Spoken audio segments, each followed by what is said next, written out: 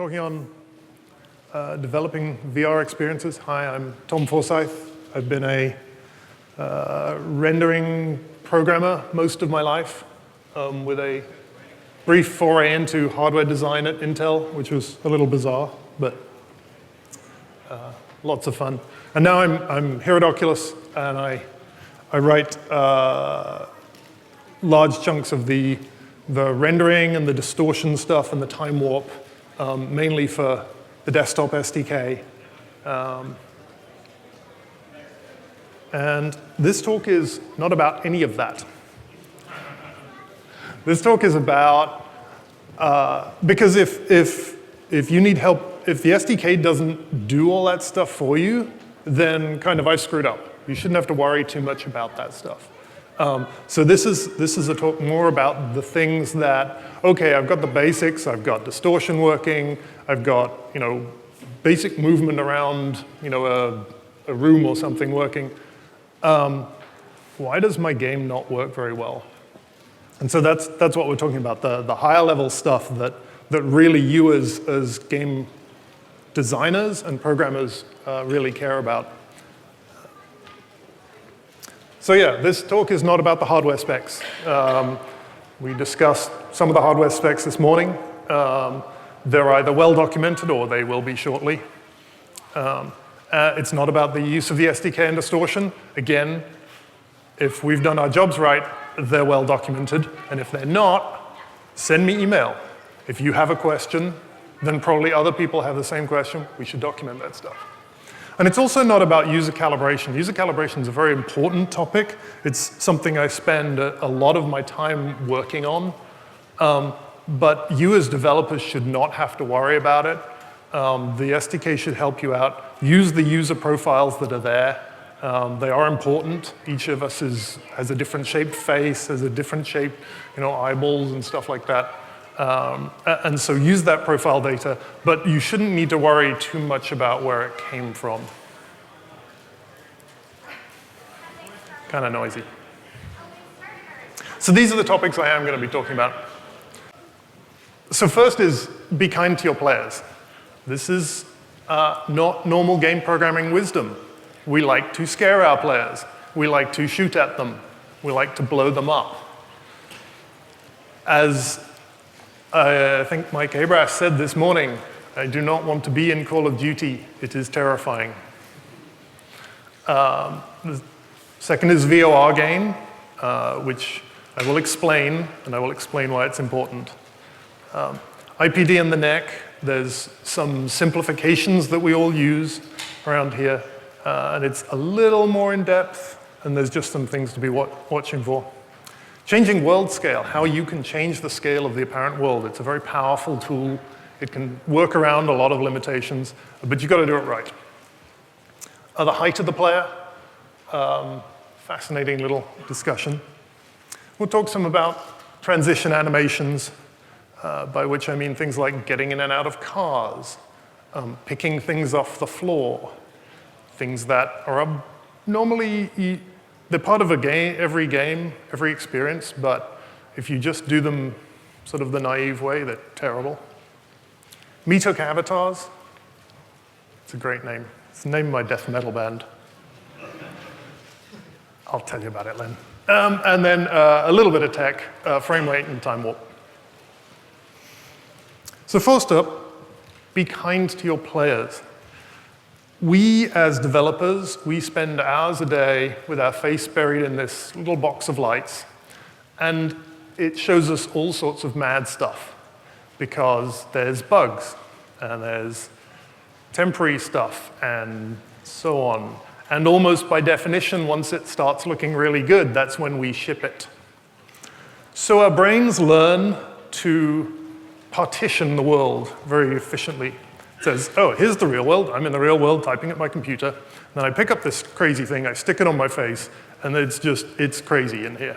And the brain learns to switch off. It says, no, you're looking for bugs, you're looking for rendering artifacts, you're looking for things that are weird, it's going to be strange in there, things missing all over the place. And so the brain very quickly learns not to believe any of this is real. That's the opposite of what we want our users to do. We want them to believe it's real. problem is, because we're used to this box not being real, we're really bad judges of whether something is a nice experience, whether it's even a correct experience. And so if you do the experience that you think is really cool, they're just gonna be absolutely brain blasted. It will be way too much for them. It's the same as if you've spent, ages balancing the difficulty of your game and you say, yeah, this game is just the right difficulty now. That means only one person in the world can play it, and that's you. Everyone else finds it completely impossible, right? We know this. We know we have to bring in new people who've never played the game before for difficulty balancing. It's the same with the experience. Now, difficulty you can balance at the end of the day. If your experience is too intense, oh dear, what do I do about it? So do this testing early, do it often, and do it with naive players. And when they say, after 10 minutes, hey, that was quite intense, please listen to them, dial it down. Because otherwise, they'll just stop playing and give you a 1-star review, and they won't be happy. The other thing that is sometimes thought of is people say, oh, I'm good at VR, or I'm bad at VR, I'm very sensitive to VR. And this is a huge variability. Michael Abrash has talked about how he's one of the most sensitive people. He's certainly the most sensitive person I know. He made himself ill when writing Quake on a 13-inch CRT. He is very, very sensitive. Other people, you can chuck crazy stuff on their face, spin them around, and they're like, it's all right. Massive variation. But it's not along a single axis. There's plenty of people who are very sensitive to some things and not others. The example I have is going up and down stairs. I'm one of the more sensitive people to motion sickness in VR, but I have no problem walking up and down virtual stairs, either up or down. Other people I know can walk around on the flat all day long, but you show them a set of stairs and they hate walking up them. Down is fine, up, bad. We're still getting to the bottom of why this is. Other people can go upstairs all day long, downstairs, not so much. So it's weird, these little sensitivities we have. So everything we warn you about and say, hey, what's your sensitivity to this? It's completely, orthogonal direction to all the other ones, unfortunately. And it's not a skill you can learn. There was this hope that you could start your game off nice and slow and then sort of ramp up, and by that time the player's now used to a bunch of stuff. It sort of works, but only in that you've presented a bunch of experiences, and so they're kind of used to the sort of experiences, so they can anticipate themselves, and so they can effectively brace for impact. I don't know if brace for impact is what we're really wanting to do here. And you also run across this problem that you can also get negative feedback. If you make them a little bit worried by an experience, the more they have of that, the worse it gets. You definitely don't want that. That's terrible. They'll never, get halfway through your game. So watch for that. And the best practices guide contains what we know. Read it. Even if you don't remember it all, just think like, oh, my game's got that. Oh, I must remember to check on that. Maybe it's fine, but check it. So start on the gentler side. One thing that we've had is people go into VR experiences and they go like, wow, I'm in VR, oh, this is awesome, and it's really intense and stuff. And then you go like, what color was the person's shirt? They have no idea. What was the line of dialogue they said to you? I can't remember. Okay, they're too busy like, being in VR. Hey, the two characters that were talking, you can't remember, right? So it's an experience, but if you're trying to get across a gameplay thing or plot or characters or all these nice subtle nuances that your designers have spent a long time on, that'll just blew through them, and unhappy designers, don't do that to your designers. So make these intense experiences optional. The defaults should be low. There's plenty of us who like jumping in for the, a 10-minute blast of VR-ness. whatever that is. But make it opt-in, right? The default should be sort of gentle and nice and stuff. If your game is inherently violent and messy and stuff like that, there's tricks like reducing the world scale that can just reduce the intensity of all that, rather than having to reauthor all your content and stuff. And yeah, default low. Experienced VR people who've got their VR legs, they'll happily go into the options and crank everything to the right. Also make it easy to change at any time. I helped port Team Fortress 2 to VR, which is incredibly intense. It's not a great VR game. We did it for technical reasons rather than because we thought it was a good gameplay. And sometimes it's really fun to just jump in there for 10 minutes, kill people, and just be absolutely immersed in this insane cartoon violence world. And after that, I dial everything sort of back a bit so I can actually play the game without my heart exploding from adrenaline rush, right? So let people go in there and like, oh wow, I'm in a spaceship. And then, after a while, just dial it back and go, oh, now I actually want to play the game and, have, a 3-hour game where I actually got some progress done rather than just running around blowing shit up. So this VOR reflex, Vestibulo-Optical Reflex. This is a really nice diagram I found on Wikipedia. Thank you to them. I think it's pretty self-explanatory. Really, just it's kind of obvious what's going on here. It doesn't need much explanation. All right then, just for the slow people. So this is a horizontal slice through the head with the eyeballs at the top and your ears at the bottom. And I'm just showing the systems for your control. Right? Moving your head horizontally, there's matching ones for vertical movement, and there's actually also matching ones for rotation that are a little different, but I'm just showing the horizontal ones. So at the bottom, we have the ears and the semicircular canals in the ears that detect the motion of your head. And these are very, very similar to the gyroscopes we have in the head mount display, actually. It's a bunch of little particles suspended in goo that pulls hairs around. And so when you have acceleration, rotational acceleration. At the top, we have the eyeballs and the muscles that control the eyeballs. And in the middle, we have these reflex neurons. And this is an incredibly simple reflex path. It's one of the fastest reflex paths in the entire body because it has to be. And so what these do is they're used in fixation. I've got an object in front of me, I'm looking at it, and I move my head. As soon as I move my head right, this reflex neuron, it's detected by the motion in the movement in my ears. This reflex chain immediately moves my eyes left. And it's very hard to suppress this. It's nearly impossible. You do it when your eyes are shut. You do it in the dark. It just happens. There's some modification with the neck muscles and stuff, and there's some modification with how far away the object is. But on the whole, this is completely automatic. And it's very smooth. It's very low latency, less than 10 milliseconds. I don't know what the actual number is. And it's very smooth. It is not saccadic. We talk about these saccades, right, where the eye jumps around. These are absolutely smooth. You can read a book while doing this. It's really impressive how good your vision quality is. And in fact, these are what cause saccades, right? If you're looking around a room and you're trying to sweep it gently, what's actually happening is this reflex is fixing your eye on one place. And so as your head moves, it's fixed, and you have to jump. So you have to override it with these little jumps. So this is actually where saccades come from, or some of them, not the microsaccades.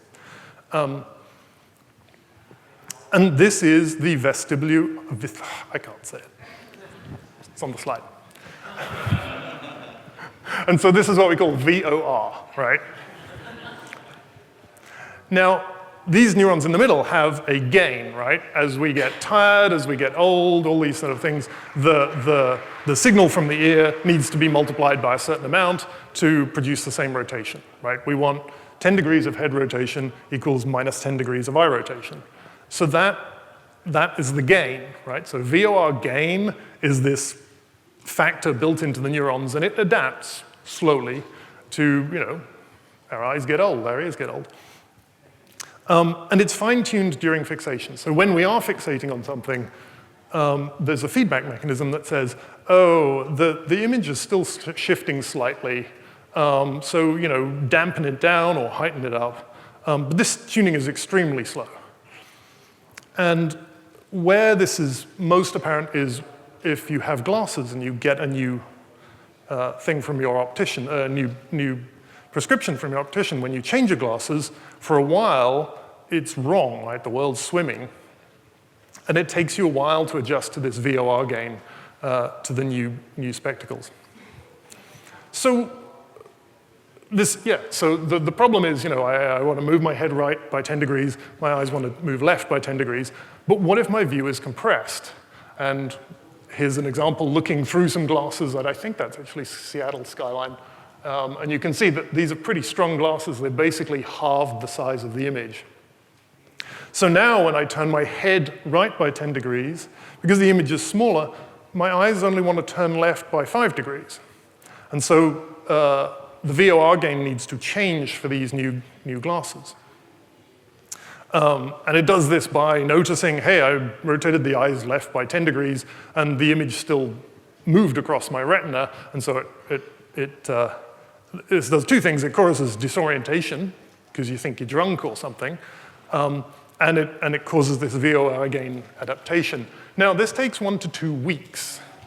This is for eyeglasses, assuming continuous use, right? You use them all the time when you're awake.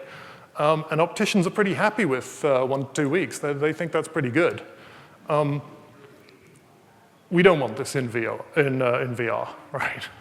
Asking the player to play your game 16 hours a day for 2 weeks is not going to go down well. And anyone who has glasses and knows this problem, right, you feel nauseous. So where am I going with this? When we have monitor games, especially first-person games, typically you'll have a field of view slider, right? This is to overcome the fact that a monitor is typically a fairly narrow field of view, and we want to express this much wider field of view. So they have an FOV slider, and you can adjust it to whatever you want. This is fine on a monitor, because a monitor occupies the central part of your vision. VOR gain seems to be, some of it is determined by the periphery vision. So the periphery is the room, right? That's not changing.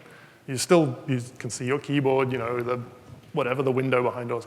None of that's changing. So the fact that the thing on the monitor changes is usually fine. Again, Michael Abrash, the famous counterexample to exactly this. So some people are still sensitive here.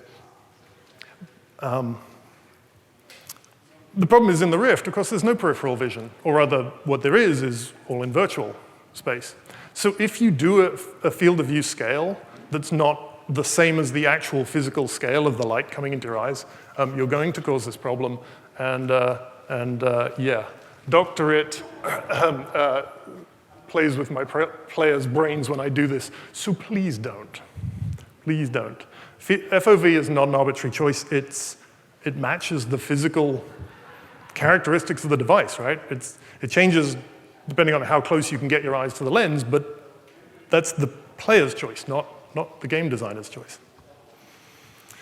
So the SDK will help you on this. There's a bunch of physics you can go on, but it's this real actual physical number, and the SDK will feed it to you, and please don't play with it. Avoid changing FOV, avoid zoom. You really, really need 10 degrees of physical head rotation to get 10 degrees of pixel flow the other way.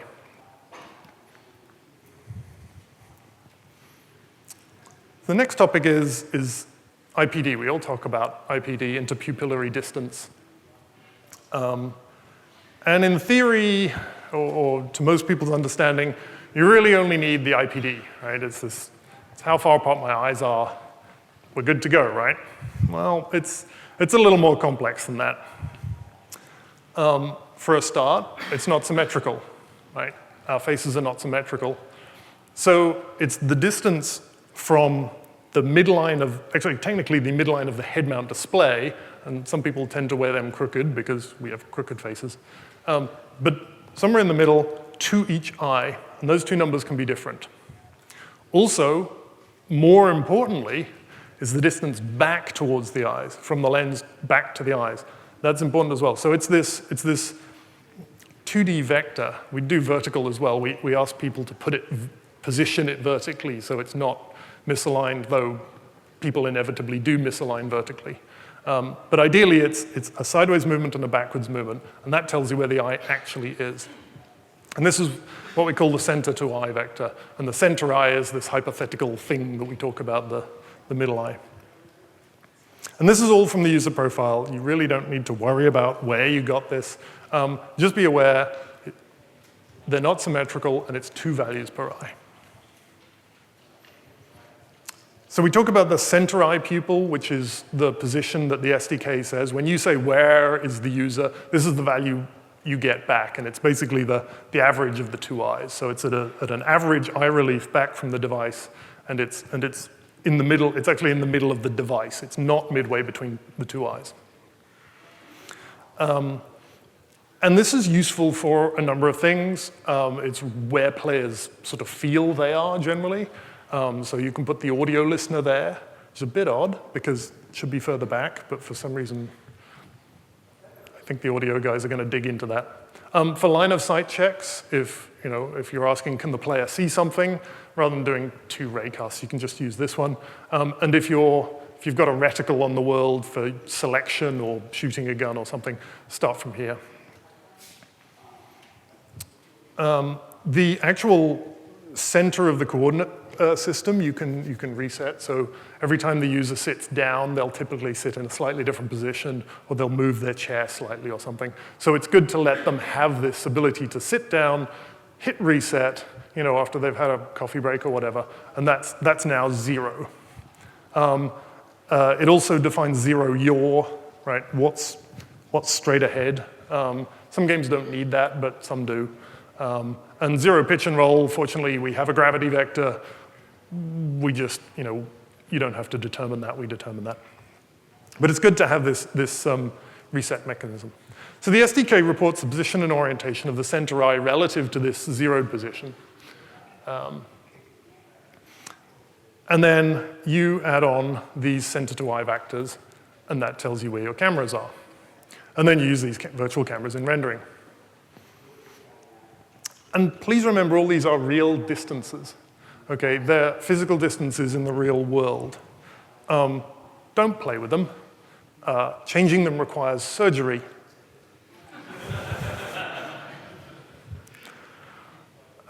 So look at what the user profile says and believe it.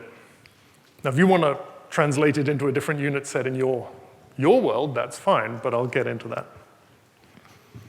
So yes, there is one thing you can do with all these numbers, and that is you can scale them uniformly. So you can scale all of them. And you can think of this as a units change. So we supply them in meters, I believe. If for some reason you've defined your world in inches, like Team Fortress 2. I blame, it actually is John Carmack's fault in this case. Traced all the way back through Quake and Doom is why we ended up with inches. But so you can scale them all identically.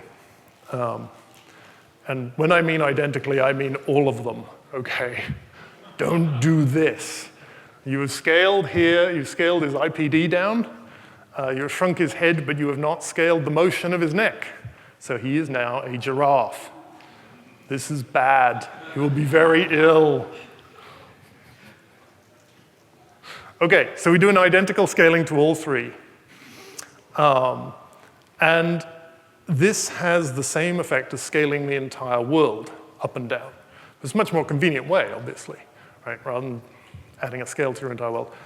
The nice thing about this is that reducing the scale of the world, note, if I increase the scale of these vectors, I seem to reduce the scale of the world. So in fact, in this example, I've shown him shrinking, so he's actually made the world bigger. But if you shrink the world down, The nice thing is that all these effects that we worry about, this motion acceleration, this things coming towards you fast, all this immersion and scariness and stuff, well, it's all smaller. And so it's all a bit more gentle. And this is a nice trick to helping players who are a little bit less used to crazy VR immersion and just making it a gentler time. It does look kind of goofy because the world's a bit small, but that's much better than a realistic thing that they really can't play for more than 10 minutes. One neat trick we've seen some people do is for like an RTS type thing, where as you lean in to the world, it actually grows really quickly. It grows quicker than you would just leaning in. It's a really neat trick. It does cause some people some problems. So ease up on that. Experiment with it, but just be aware some people find this really very strange. Monocular mode has come up occasionally. It's an IPD of 0, so you put both the cameras at the same place. Some people like it because, hey, now I only have to render one scene. That's okay, that's good. Unfortunately, it seems to be not good. There are some earlier research papers that said, hey, this seems to be better. You don't have the depth of scale, you don't have the depth perception, obviously, but for some people who were sensitive, it seemed to make them not sensitive. Now, in our results, we found the opposite. It didn't work. It either didn't work for some people, it just removed the depth cues, and oh, great, that's not quite as immersive. Or, certainly in my case, I found monocular mode terrible, because my neck motion's happening, but everything feels like it's an infinity, and that's a really weird mismatch. So we were trying to figure out why this old research recommended this. And the only thing we could come up with was they were done with bad VR. Like, the technology just was not good. 300 milliseconds latency, terrible resolution, jitter all over the place. And maybe monocular VR just made it less bad. I think aiming for less bad is not good. I think we can do better than that. So I think now we're aiming for actually good. Monocular just doesn't seem to work. So it's a good lesson in reading old research and just taking those results. Bear in mind, very different hardware. Also, half of it's on Air Force people. So if you happen to be a 20 to 30-year-old white male, very fit, who passed a huge battery of eye exam tests, then this research is for you. If you're 90% of the population, yeah, this is not representative. So how tall is the player? Notice, so I just talked about world scale, but there's a sort of thing of like, no, how tall are they? In the user profile, we ask the player how tall they are, and hopefully they didn't lie, but it doesn't really matter if they did. So you get told this chap's slightly over average. I just picked. His eyes are 6 foot off the ground, so he's about 6'5". And the SDK says, okay, your player, your real world player is really this tall off the ground. Now, if they're playing themselves in VR, for example, they're wandering around a museum, or they're meeting other real world people, or they're just exploring a space, right? Then absolutely use this, right? We go through most of our lives being the same height, and it's a nice yardstick. So if I walk up to an Egyptian mummy in the British Museum, or the virtual British Museum, and I stand next to it and I go, oh, okay, he comes up to about there, all right. So, I know how tall that is, okay, yeah. That's great, because my avatar is the same. But what if you're playing a character in a game? What if I'm playing Gordon Freeman, or I'm playing James Bond? But what if I'm a 12-year-old girl? Is James Bond going to be wandering around like this? It's a bit weird. So what you can do is you say, okay, here's NG. NG's about the same height as our player, but he's now playing Heavy. Heavy's much taller. Heavy is a big lad. Everything in TF2 is gigantic. I don't know if you've ever seen the props with the telephone. If they picked the telephone up, it'd be this big. It's huge. So heavy's a big lad. And so all you need to do, you don't scale the world, you just move the eyes up. You just add this to the height of to where the eyes are. So don't change their virtual IPD, don't change the world scale. They want that scale. They want to feel like I think he's 7'6", Russian killing machine. And getting that sense of, I am a gigantic person. You keep the IPD realistic, but you just move the height up. And then they feel like, wow, I am huge. And this seems to be a free aesthetic decision. We've not found anyone who gets disoriented by you changing their height. They just think it's cool, okay? Or not. But it's not like, oh, this is disorienting, right? So yeah, if they're playing themselves, by all means use their real height. It's a real yardstick. It's great for thinking, oh, this table isn't the correct height, and this is the good, I'm in a real world. But if you're in an unreal world and you really are playing a 7'6" Russian killing machine, go unreal, right? Make them huge. It's absolutely fine. You also often need this for gameplay reasons. For example, if you are playing Gordon Freeman, all those levels are designed for Gordon Freeman's height. So when you go into a room, there will be a window, and the designer deliberately placed something in that window that you should be able to see as you go through that room. If you use the player's real height, they'll either be too tall and have to, oh, I see it, or they'll have to jump, right? It's just silly. It kind of ruins all the aesthetic decisions that they've made.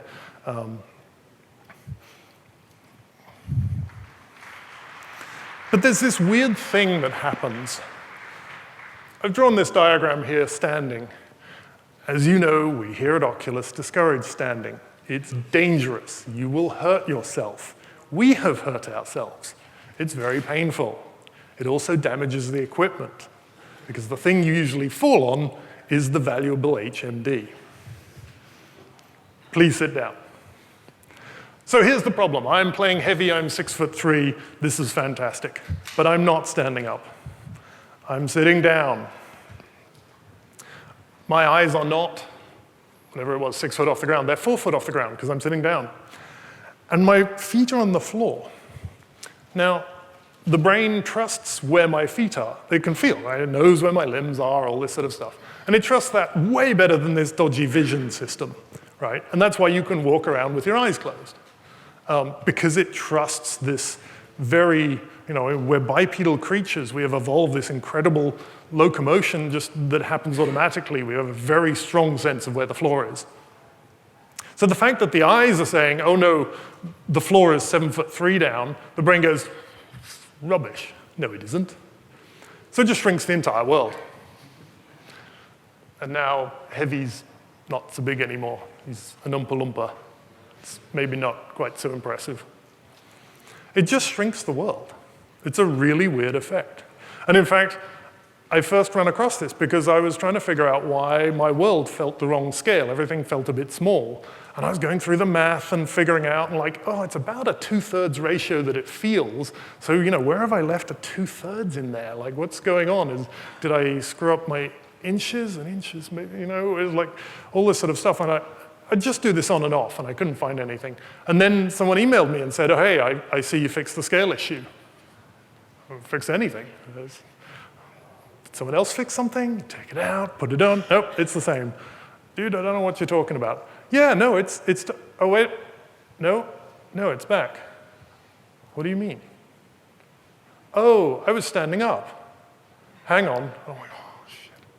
So sure, I'm sitting at my desk. I put the thing on, and I go, and then I stand up, and everything looks right. I sit down. Everyone's short.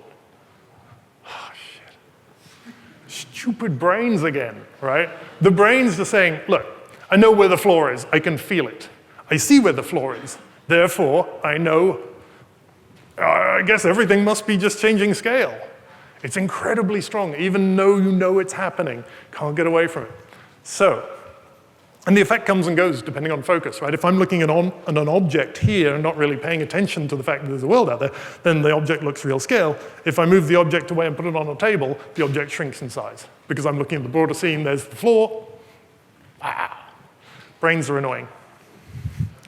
What's the solution to this? I got bad news. I don't have one.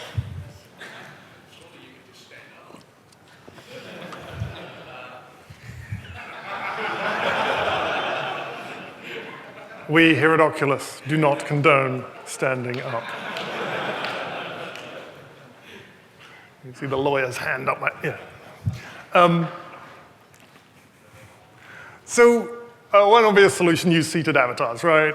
Flying and driving games, or Papers, Please VR edition. Like, actually, that's quite a depressing game. I don't play that. You could try and fight it. You can scale the world up to compensate.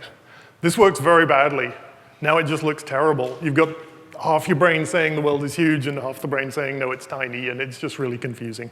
So this doesn't kind of work. It might work for some things, I'm not sure. It's an option to try. Give in, just scale the world down. Say, hey, I can't persuade you that people aren't 4 foot tall, so I tell you what, I'll agree with you. So now at least all the cues match. And this is what I was talking about with the sort of gentle mode, right? Where you just deliberately scale the world down and make everything happy.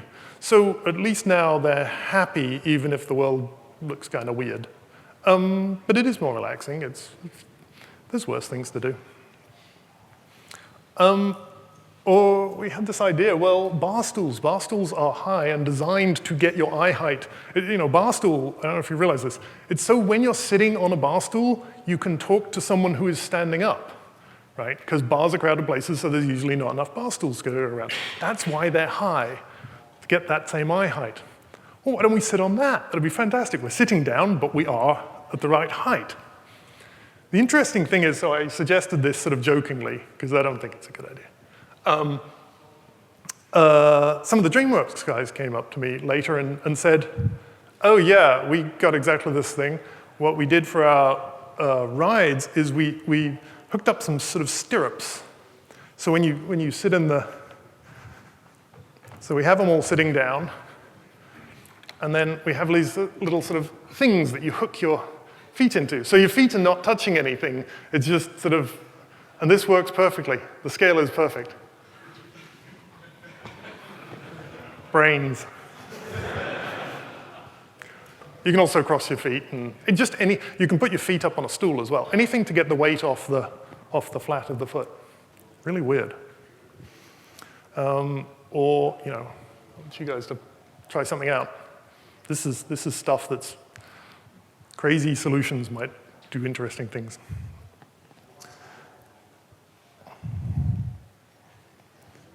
Transition animations. There's, VR rule number 0, never take control of the camera. Never. It's always got to be under user control. If you are going to move it, then it should be in response to a user action, right? Never just unexpectedly yank it. It's terrible, worst thing you can do. Here's the problem. There's certain animations in games or in experiences that just need to happen, right? The getting in and out of vehicles. Think about the path your eyes take when you open a car door and sit down in a car and close the car door and put your seatbelt on, right? It's this very convoluted path. If you just played that back at the player, it's game over. It's being hurled. Don't do that. Getting into and out of bed, right? Hey, morning, It's not a great start to the morning. Standing up, if you got knocked over by an explosion and you're standing up, the knockdown's really fast. That's not too bad. Getting up, playing that animation, bleh, terrible. Picking an object off the floor, look. Oh, don't play that at your player. It's really simple, but but we need these things, right? We need people to get in and out of cars. We need them to pick stuff off the floor. What do? And so one option is you show your avatar doing the action, but you bring the camera out. So you just sort of lift it out the back of your head, show the avatar doing the action, and then just pop them back in. The transition's a little bit weird. Maybe you can fade in and out, something like that. Very much depends on your engine and the circumstance. You can use a dissolve or a fade through black. This is really good for, say, getting in a car, right? The avatar walks up, they press the get in the car button, fade to black, sit them down, unfade. It actually works really well. While you're fading out, remember to maintain head tracking, okay? Don't just take a snapshot and fade it out. A variant of this is using a blink, right? Instead of just fading out to black, you close doors to black. Teleport them, open doors. There's a really weird thing that if you do this fast enough, people stop seeing it. If you match the speed of a human blink, they stop seeing it. And in fact, when we were debugging it and making it faster and faster, it just vanished. I was like, oh, did I screw something up? Hang on, look at it on a monitor. Nope, you can very clearly see it on a monitor. It's doing this. Is the blink speed in the profile? That's a good idea. But on your head, you don't even see it. And the reason is because in the back of your head, there's a little being that every now and again shuts your eyes that fast. You're not aware of it, you just filter it out. So the fact that it's not this guy here, it's the guy in the machine, you don't know the difference. It's amazing. It just gets filtered out. It's just like, oh, I blinked, I guess I blinked. Whatever. Someone blinked. Was it me? Brains. Animated avatars. I love this. As I've said, Team Fortress 2 is way too intense for VR. But one thing it does have is these beautiful avatars with these animations that they do and these interactions with other players. And they're all button presses, right? This is not, oh, I'm in the universe. You're pressing buttons. But when they do it, it's really cool. So an example is the high five animation. You activate this and your avatar does this. And you're there like, wow, that's my arm. Oh, it's really cool.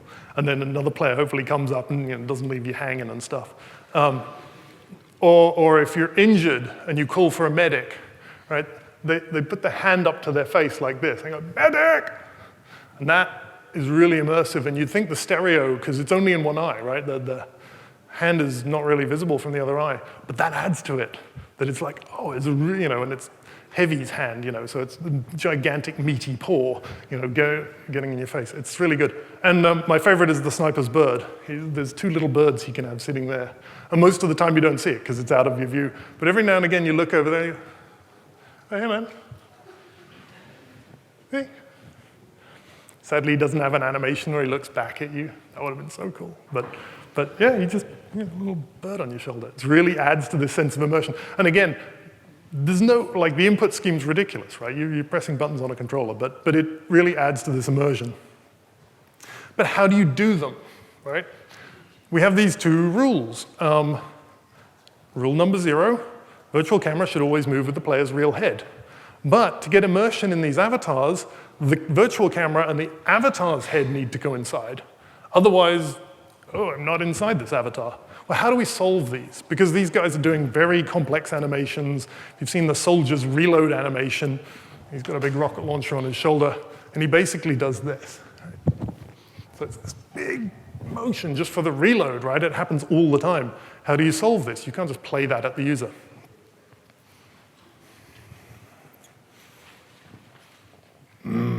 Meathooks. Look at this little guy. He's really cute, isn't he? Look at him dancing. Nothing bad is going to happen to him.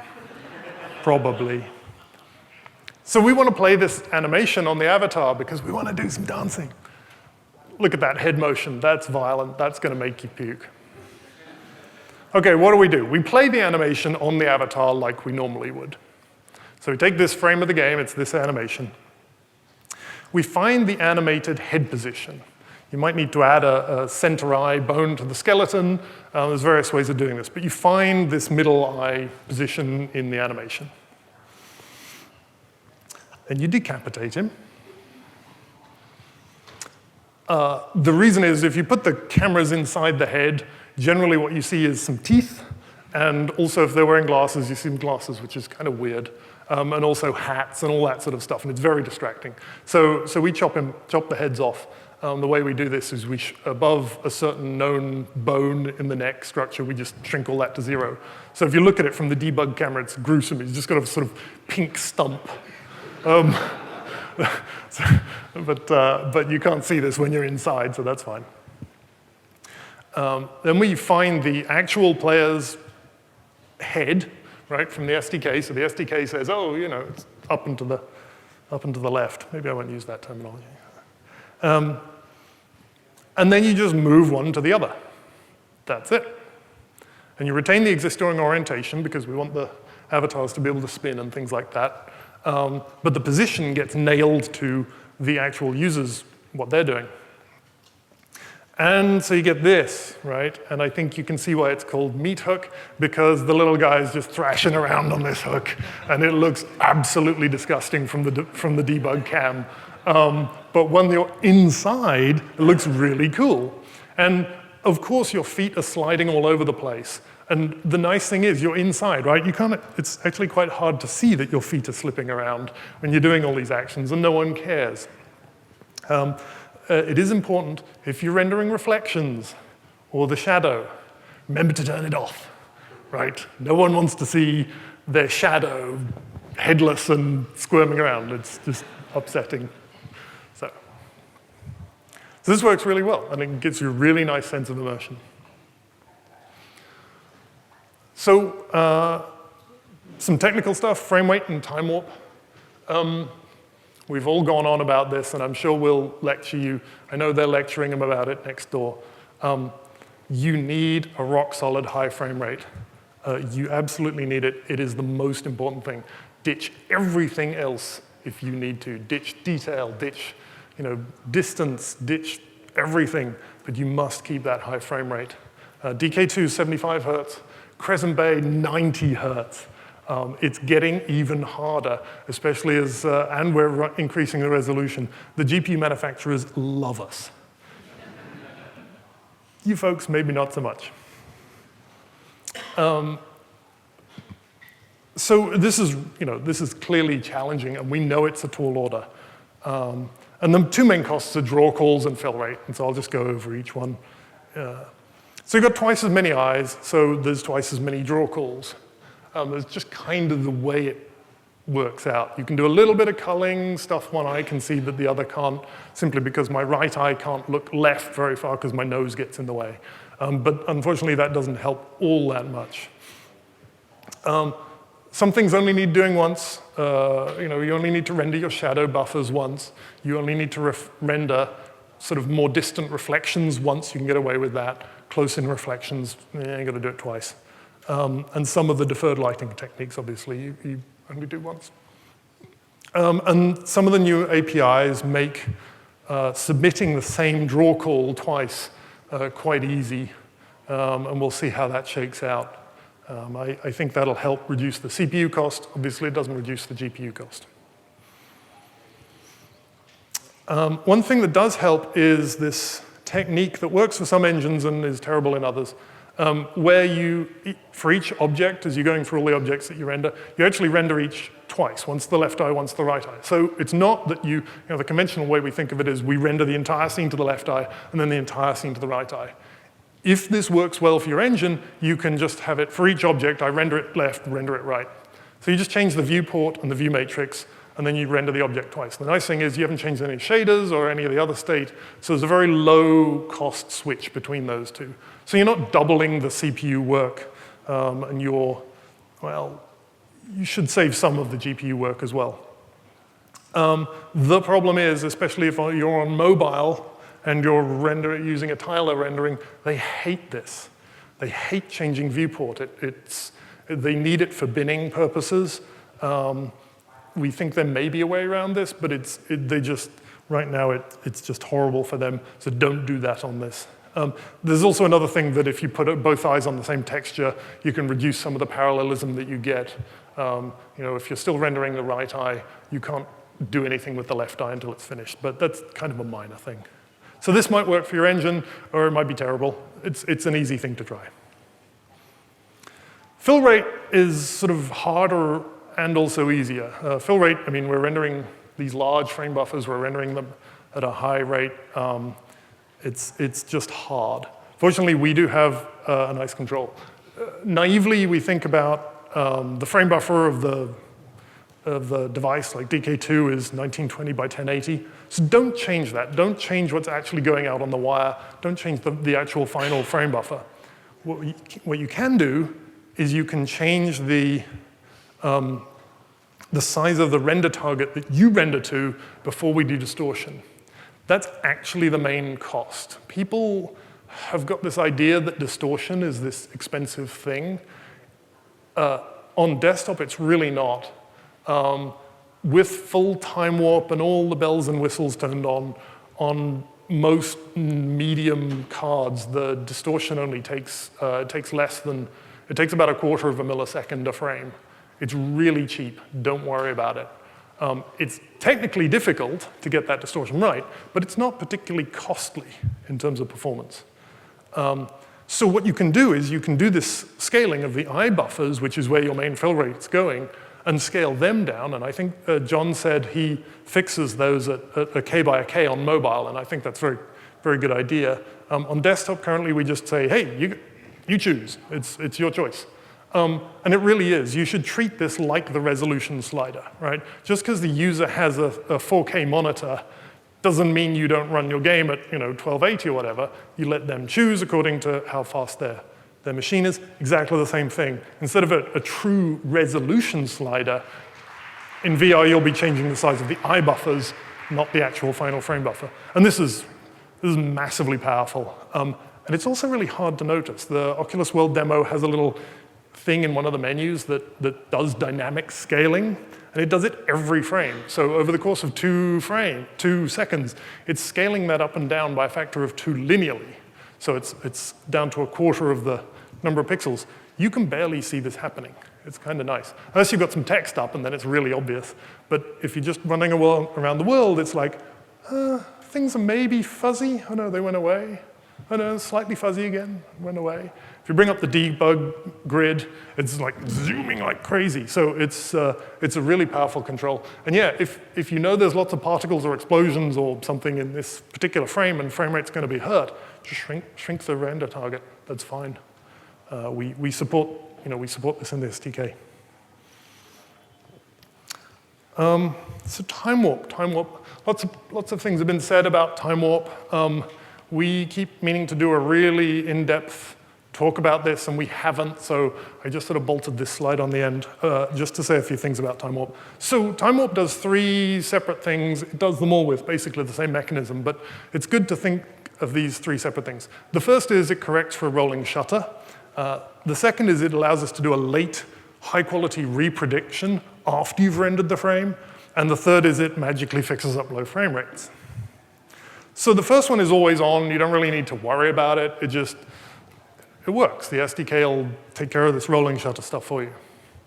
The second one is also mostly automatic. When you say, give me the predicted orientation of the head, we'll give you our best prediction then. You render something for 10 milliseconds, and then you hand it back to us, and we will reread the prediction. This will now be a prediction to the same point in time, which is now closer. So the prediction is better. And so we then time warp just adjusts it to fix up that higher quality one. The third one, no, it's not true. Really not true. Not true at all. Please purge it from your brains. It's a lie. I wish it was true. That would be fantastic, but it isn't. Let's try this again. It prevents illness from dropped frames. When you screw up, when the PC screws up, and all these little glitches, it's not a perfect machine, it's not a console. Normally in VR, if you drop a frame, it really is like getting slapped in the face. It's painful. You take revenge on the machine, you take it off your head, you hurl it against a wall, and then 5 minutes later you're going, I've broken it. So we like to preserve the machinery. So the dropped frames, they'll still look like dropped frames, but they'll look like dropped frames like they do on a monitor, right? They're not terrible. They're just bad. And it's the same if you miss frame rate, right? If you were aiming for 75, but your user's been a bit optimistic with their resolution setting, and you only hit 65, it's not the end of the world. It just looks kind of crappy, but it's not going to make them sick. So that's what time warp is about. John talked about this ideal world where we get to, say, 120, and we're now rendering at 60. That might work, we don't know yet. We'd love that to be the case, because asking you guys to render at 120 is just nuts, right? 90 is gonna be hard. We might find that some content can be rendered at 45 and displayed at 90. It would be nice if that's true. 45 is really marginal. I grew up in the UK where we have 50 hertz TV. So I'm like, oh, is that 5 hertz? Is that really significant? It seems like people can still see that, and that does make a difference. Also, 50 hertz TV is kind of cruddy anyway. But it would be lovely if we could, do the 60, 120. But we're not there yet. So don't count on it, because it might be terrible. So these are the lessons learned. Be kind to your players. They have not worn a headset for 8 hours a day for the last couple of months. VOR gain, please don't screw with it.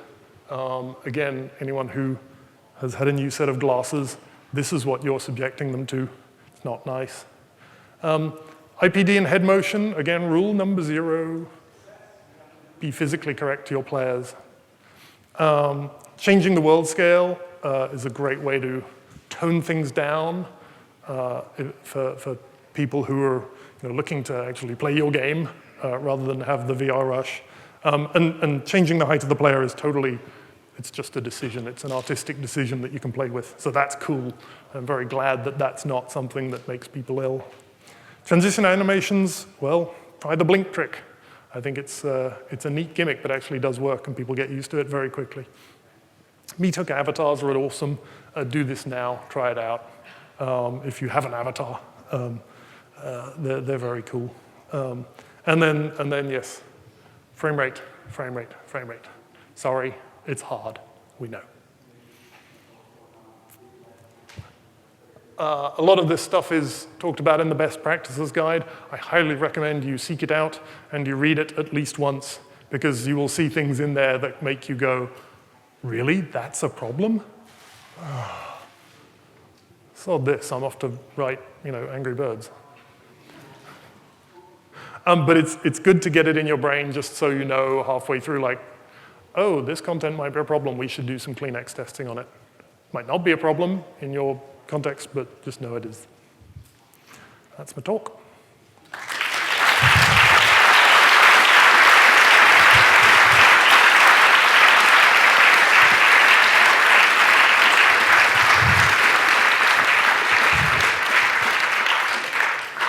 So I think we've got 5 minutes for questions. I believe there's a chap with a mic. So if you just raise your hands, if I can see them.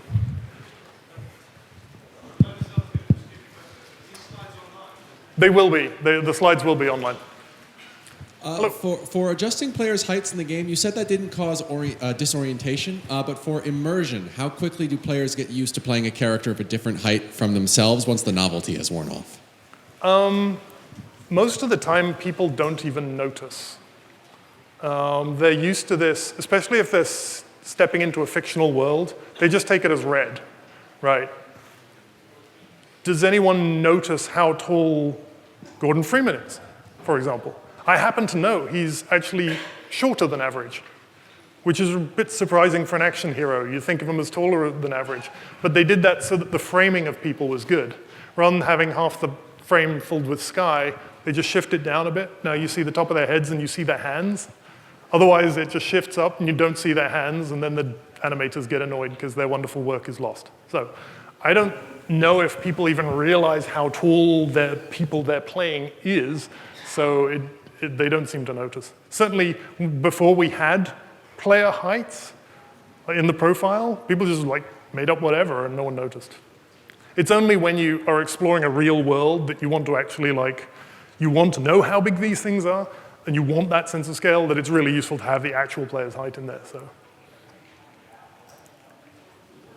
any others? Yep. Oh, hey. Yep. Hey, so how do you deal, like the Meathook avatars is a great idea. How do you deal with people in the DK2 changing their height during an avatar interaction? So for example, if they are sitting and they stand up, or if they're standing and they sit down, have you solved that problem as well? The first thing is don't stand up. Maybe the doorbell rang, I don't know. No, then you get things like, hey, when you do this high five, if the real player is leaning to the right, the whole thing will be shifted over to the right, and so it won't match up. Yeah, you have to add fancy IK or something, right? It's just a hard problem. But it's way better to do that than to force the player not to lean. Right. Yeah, it's a hard problem. There's gameplay cheats, right? If my game doesn't have leaning and I lean to the side, what do you do in this game, right? My player avatar is not coming outside and getting exposed, but me in VR, I'm allowed to cheat. What I did in TF2, and I think also Half-Life 2, is there's actually just a sphere that's as wide as your shoulders, so it's about a 1 foot sphere. So if you do lean too far, it just clamps, and that's actually quite unpleasant. But you have to be really trying to lean, and then we go, no you don't. And so players are fine with that? I have not seen anyone even notice it exists. Okay. So I guess so. And it's sort of obvious why, right? Especially in multiplayer games, as or you could just animate the actual thing, right? If your engine can deal with leaning characters and is fine with, oh, bam, there you go. Oh, sure, lean all you want. Okay, thank you. Hello. So it sounds like you spent a lot of your time discovering things that are surprising to cause discomfort to players. Like that you're like, no, you can't do that. No, you can't do that. But what are some of the most interesting things you've come across that people are surprisingly tolerant of that you wouldn't have expected? I'm sure I could think of some examples. The height thing was nice, that we don't really care how tall we are. It's an aesthetic choice, not a physiological nightmare like everything else in VR. I don't know. Anything in motion in particular? Because I notice people have a wide range of, whether it's forward and back or side to side or turning motions. It's kind of a mixed match of what really bothers people. Like, is there anything that surprisingly doesn't bother people that's consistent? One thing that surprised us was motion. We thought, well, we'll just damp it down more, and that should be better. And it was way worse. If you slowly, I push the thumbstick forwards, and if you ramp up the speed, that's terrible. If you just snap straight from standing to the constant speed, that's much less jarring, which is really counterintuitive until we figured out it's not motion that's jarring to us, because our vestibular system can't detect motion, it detects acceleration. So it's a mismatch in acceleration that is bad.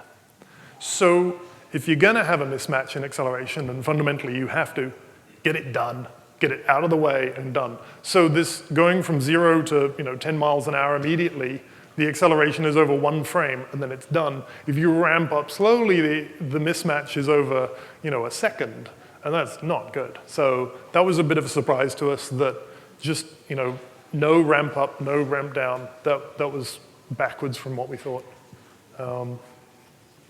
Just related to that, something else really quick. Is Oculus doing any research into a way to detect discomfort, like without the user saying, I'm uncomfortable? Like if they could wear some little monitor thing and the actual system software can know, I'm doing something terrible to the player, immediately stop doing that.